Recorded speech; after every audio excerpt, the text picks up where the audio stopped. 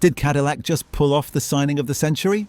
Because what they announced yesterday isn't just a driver lineup, it's a masterclass in how to enter Formula One. While everyone was expecting some drawn-out drama about who'd get the golden tickets to America's newest F1 team, Cadillac just dropped the ultimate power move: Sergio Pérez and Valtteri Bottas. Both drivers, multi-year deals. Done. Confirmed. Let's break this down, because what happened in the last 24 hours is going to reshape Formula One in ways most people don't even realize yet. This isn't just about two experienced drivers getting a second chance. This is about Cadillac sending a message to every single team on the grid. We're not here to make up the numbers. We're here to win. And we're backing that up with 527 Grand Prix starts and 16 race wins between these two drivers. But here's the question that's got the entire paddock buzzing. Did Cadillac just outsmart everyone, or did they just make the most expensive mistake in modern F1 history? Cadillac confirmed their driver lineup with Grand Prix winners Sergio Pérez and Valtteri Bottas signing multi-year deals when the team joins the Formula One grid for the first time in 2026. But here's what makes this absolutely genius. They didn't just sign one experienced driver and pair him with a rookie, they went all in on experience. Team principal Graham Loudon put it perfectly: signing two very experienced racers like Bottas and Checo is a bold signal of intent. They've seen it all and they know what it takes to succeed in Formula One, but more importantly, they understand what it means to help build a team.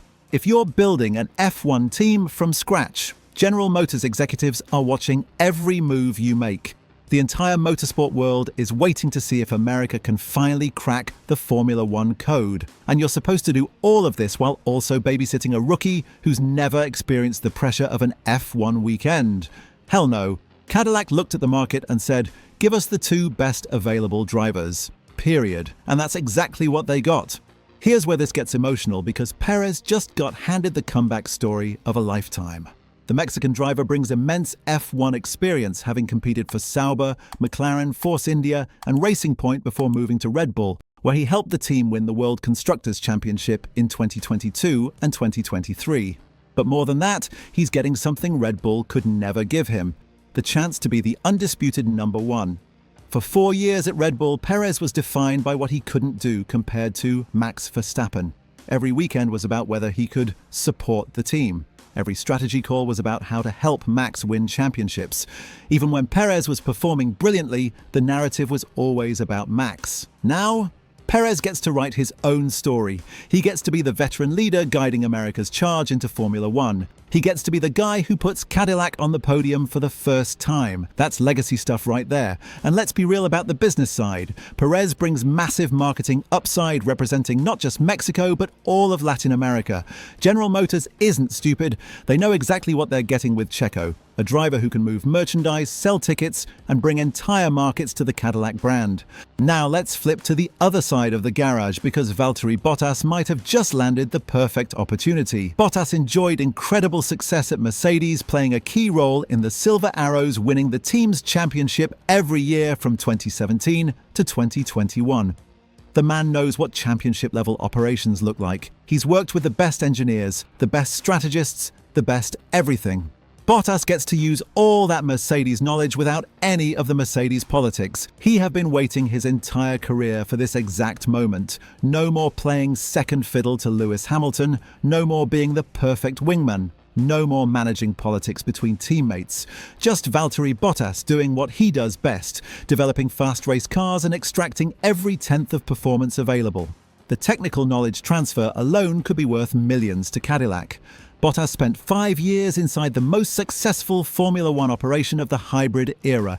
He knows what works, what doesn't work, and most importantly, he knows how to communicate with engineers to make the car faster. Now let's talk money, because the numbers here are absolutely fascinating. CEO Dan Taris said choosing experience was deliberate. "We believe their leadership and technical acumen really are what we need." But what he didn't say? This move makes perfect financial sense. Here's the thing about signing two experienced drivers versus one veteran and one rookie: it gives predictability. Cadillac can budget exactly what they're getting. They know Pérez and Bottas will score points when the car is capable. They know these guys won't bin the car in practice sessions. They know they'll provide consistent technical feedback. But there's another financial angle that's pure genius. global marketing reach. Pérez brings Mexico and Latin America. Bottas brings Europe and the hardcore F1 fanbase. Together they give Cadillac access to markets that would cost hundreds of millions in traditional advertising to reach. General Motors isn't just buying 2 drivers, they're buying 2 marketing platforms with wheels. Where things get really interesting because this signing tells us everything about Cadillac's actual ambitions for 2026. The 2026 regulation changes create the perfect opportunity for a new team to make an impact.